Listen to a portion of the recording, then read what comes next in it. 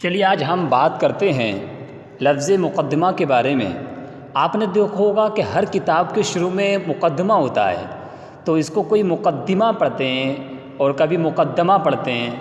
تو آخرکار ہم مقدمہ پڑھیں گے تو اس کا معنی کیا ہوگا اور کیوں پڑھیں گے، اور مقدمہ پڑھیں گے تو کیا معنی ہوگا اور اس کی وجہ تسمیہ کیا ہوگی۔ چلیے آج ہم اس کے بارے میں جانتے ہیں۔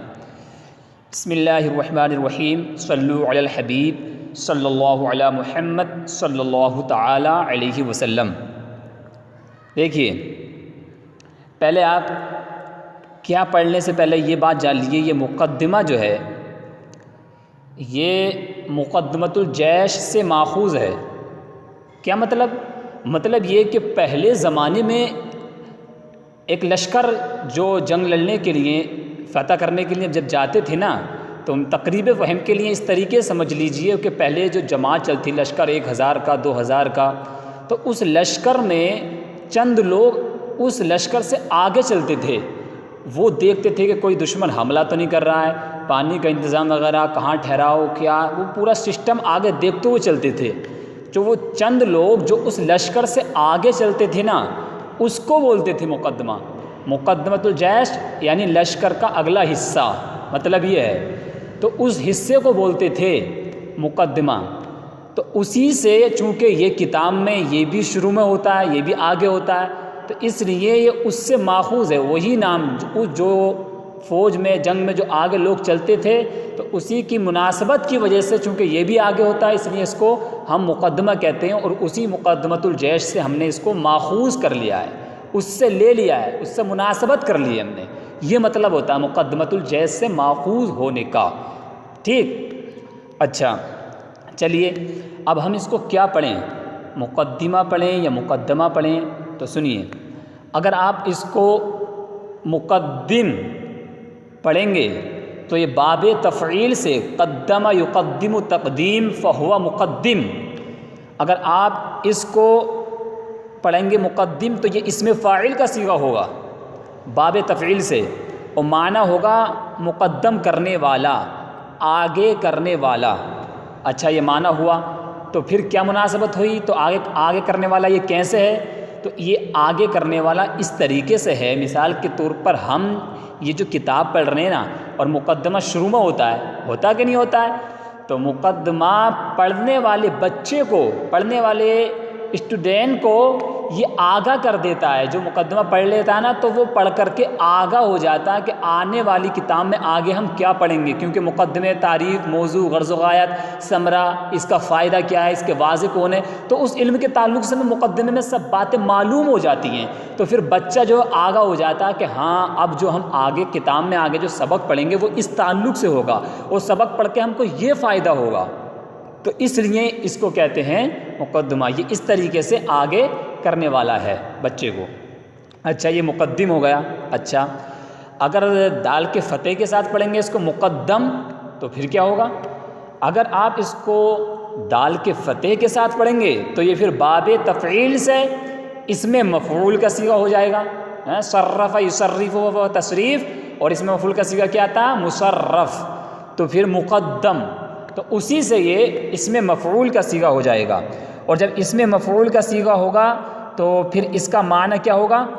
آگے لایا ہوا، کیونکہ مفعول ہے نا، تو آگے لایا ہوا اس کا معنی ہوگا۔ اچھا تو اب آگے لایا ہوا، تو یہ آگے لایا ہوا کیسے ہے؟ پھر ہم کیا مناسبت ہوئی یہاں پر؟ تو دیکھیے، چونکہ یہ ہر کتاب کے شروع میں مقدمہ ہوتا ہے، ٹھیک، شروع میں یعنی آگے، اور باقی پیچھے کتاب پوری مکمل ہوتی ہے۔ تو آگے چونکہ یہ آگے لایا ہوا ہوتا ہے، کیونکہ کتاب کے شروع میں ہوتا ہے نا، شروع میں یعنی آگے، تو یہ آگے لایا ہوا ہوتا ہے، تو اس لیے بولتے ہیں اس کو مقدمہ، اس میں مفعول یعنی آگے لایا ہوا، اور چونکہ یہ بھی کتاب کے آگے لایا جاتا ہے، ٹھیک، اس مناسبت کی وجہ سے اس کو آپ مقدم باب تفعیل سے اس میں مفعول کا صیغہ بھی پڑھ سکتے ہیں۔ لیکن اس میں مفعول کا صیغہ یہ پڑھنا جو ہے، اس کو کچھ لوگوں نے منع فرمایا، باطل قرار دیا ہے، ٹھیک۔ چلیے مقدم پڑھیں گے تو اس میں مفعول ہوا، مناسبت بھی سمجھ میں آئی، مقدم پڑھیں گے تو بھی مناسبت سمجھ میں آئی۔ چلیے کیوں پڑھیں گے پتہ چلا۔ یا پھر اس میں ایک وجہ اور ہو سکتی ہے، اس کو آپ باب تفعیل قدمہ سے آپ بمعنی تقدمہ، آپ اس کو تقدمہ کے معنی میں لے کر کے پڑھ سکتے ہیں، کیونکہ باب تفعیل تقدمہ وہ متعدی ہے اور تقدم وہ فعل لازم ہے، تو یا تو پھر یہ باب تفعیل قدمہ جو ہے تقدمہ فعل لازم ہے اس کے معنی میں لے کر کے پڑھ سکتے ہیں۔ ارے معنی میں لے کر کیوں پڑھ سکتے ہیں؟ یہ کیا مناسبت کر دی بھائی، معنی میں لے کر ایسے ہی پڑھ سکتے ہیں؟ نہیں، اس کے لیے سمجھیے باب معنی میں لے کر باب تقدمہ جو باب تفاعل ہے اس کے معنی میں لے کر آپ کیوں پڑھیں گے؟ کوئی وجہ، کوئی علت؟ بلا وجہ میں پڑھ لیں گے؟ ہاں علت ہے کیا؟ یہ جو ہے نا آپ نے باب تفعیل کی خاصیتیں شاید پڑھی ہوں، تو باب تفعیل کی خاصیت ہے موافقت فعل، اور موافقت فعل کا مطلب کیا ہوتا ہے؟ موافقت فعل کا مطلب ہوتا ہے ایک باب کا کسی دوسرے باب کے معنی میں ہونا، تو چونکہ باب تو اس کی خاصیت ہے موافقت فعل، تو باب تفعیل باب تفاعل کے معنی میں ہو جائے گا، کیونکہ خاصیت ہے نا موافقت فعل، اور خاصیت کا بہت دخل ہوتا ہے، انشاءاللہ آپ پڑھیں گے نا خاصیت تو بہت مزہ آئے گا، تو اس لیے خاصیت کو لے کر کے ہم تقدمہ کے معنی میں پڑھ لیں گے، اپنی طرف سے نہیں پڑھیں گے، تو پھر تقدمہ کے معنی میں پڑھیں گے تو پھر اس کا معنی لازم کا معنی پھر کیا ہوگا؟ تو لازم کا معنی ہوگا پھر آگے ہونے والا، کیا ہوگا؟ آگے ہونے والا، تو آگے ہونے والا تو پھر کس طریقے سے آگے ہونے والا ہے؟ تو چونکہ یہ کتاب کے شروع میں ہوتا ہے نا، آگے ہوتا ہے، تو چونکہ یہ مقدمہ آگے ہونے والا ہوتا ہے، کتاب کے آگے ہوتا ہے نا، تو اس لیے اس کو آپ باب تفعیل کو باب تفاعل کے معنی میں لے کر لازم سے بھی پڑھ سکتے ہیں، تو اس طریقے سے مناسبت، تینوں سے مناسبت آپ نے سمجھ لی ہے۔ ٹھیک، اچھا یہ بات تو سمجھ میں آئے گی کہ مقدم پڑھیں گے یا مقدم، یا باب تفعیل کو باب تفاعل کے معنی میں لے کر لازم سے پڑھ سکتے ہیں، تو یہ کیوں پڑھیں گے یہی بات سمجھ لی آپ نے، لیکن یہ تا کہاں سے آ گئی؟